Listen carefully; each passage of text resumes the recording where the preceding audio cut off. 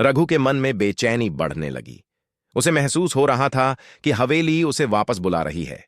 उस रात जब पूरा गांव सो रहा था, रघु ने एक बार फिर से साहस जुटाया और अकेले हवेली की ओर चल पड़ा। जैसे ही रघु ने हवेली के दरवाजे को खोला, उसे पहले की तरह ठंडक और सन्नाटा महसूस हुआ। लेकिन इस बार हवेली में कोई डर नहीं था। अंदर जाते ही वह सीढ़ियों की ओर बढ़ा। वह अचानक उस कमरे में पहुंचा जहां चंपा की आत्मा पहले प्रकट हुई थी। वहां एक पुराने झूले पर एक छोटा बच्चा बैठा हुआ दिखा।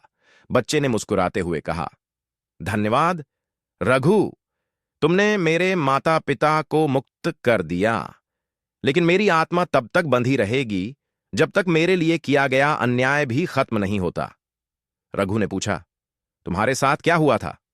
बच्चे ने आंसुओं के साथ जवाब दिया, मेरी मौत मेरे माता पिता की लालच और हवेली के श्राप का परिणाम थी।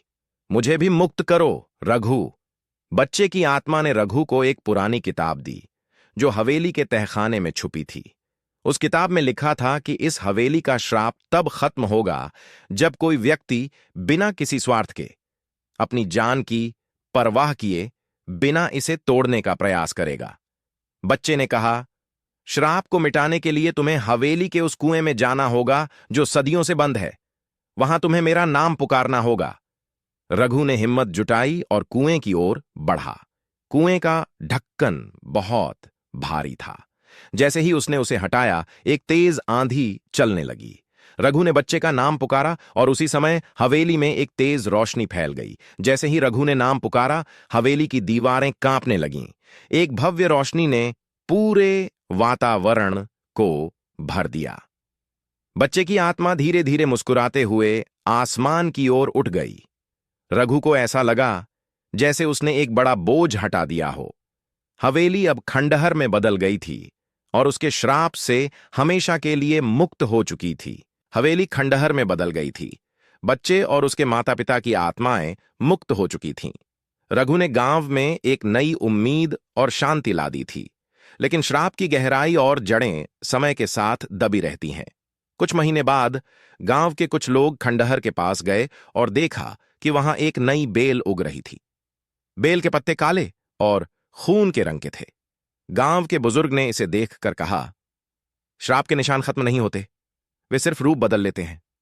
एक रात रघु ने एक अजीब सपना देखा। उसी बच्चे की परछाई फिर से उसके सामने आई और बोली, तुमने हमें मुक्त किया, लेकिन हवेली में कुछ और भी बंधा है। उसे खोजो रघु, क्योंकि जब तक वह मुक्त नहीं होगा तब तक श्राप का चक्र पूरा नहीं होगा। गांव वाले उसे बार बार मना कर रहे थे। रघु, अब सब कुछ ठीक है, मत जाओ उस खंडहर की ओर। लेकिन रघु का दिल बेचैन था। सपना बार बार उसे झकझोर रहा था।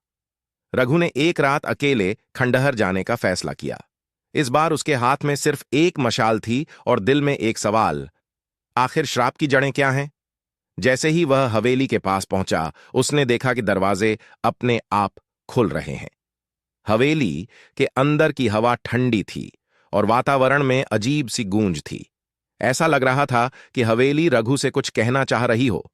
जैसे ही रघु ने हवेली के तहखाने में कदम रखा, उसने एक पुराना संदूक देखा। संदूक पर खून के धब्बे थे और उस पर कुछ उकेरा हुआ था। यहां छिपा है सच, अगर इसे खोलने की हिम्मत है तो आगे बढ़ो। रघु ने कांपते हुए संदूक खोला। उसके अंदर एक पुरानी डायरी और एक ताबीज मिला। डायरी में उस हवेली के असली मालिक की कहानी थी। हवेली का पहला मालिक लालच और जादू टोने का आदी था। उसने अमृता पाने के लिए एक बच्चे की बलि दी थी। उसी बच्चे की आत्मा ने श्राप दिया था कि हवेली में हमेशा अंधेरा छाया रहेगा। ताबीज उस श्राप को खत्म करने की चाबी थी। लेकिन ताबीज को खत्म करने के लिए रघु को अपनी सबसे बड़ी बलि देनी थी। ताबीज ने कहा, तुम्हें खुद को हवेली से जोड़ना होगा। तुम मुक्त कर सकते हो सबको, पर अपनी आत्मा यहां छोड़नी होगी। और उन लोगों के बारे में सोचा जिन्हें वह बचाना चाहता था। उसने ताबीज को अपने गले में पहन लिया। हवेली हिलने लगी। चारों ओर तेज हवाएं चलने लगीं। अचानक रघु की आंखों के सामने अंधेरा छा गया। गांव में अगली सुबह सूरज की पहली किरणें हवेली पर पड़ीं। पहली बार हवेली के खंडहर चमक रहे थे। लोगों को लगा कि श्राप खत्म हो गया है, लेकिन रघु कहीं नहीं था। हवेली के पास एक पत्थर पर कुछ लिखा हुआ था। श्राप खत्म हो गया, हवेली अब सुरक्षित है, लेकिन मेरी आत्मा यहीं रहेगी, हर किसी को याद दिलाने के लिए कि लालच हमेशा विनाश लाता है। रघु ने आखिरी कोशिश की और अपने हाथ में रखा गंगा का जल हवेली के केंद्र में फेंक दिया। हवेली कांपने लगी, दीवारें टूटने लगीं, लेकिन जल फेंकने के बाद भी रघु को मुक्त नहीं किया गया।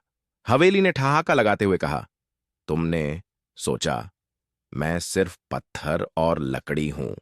मैं वह हूं जो सदियों से चल रही हूं। मुझे कभी खत्म नहीं किया जा सकता। अब तुम हमेशा के लिए मेरे हो। गांव वालों ने अगले दिन देखा कि रघु वापस नहीं आया। हवेली के दरवाजे फिर से बंद हो गए।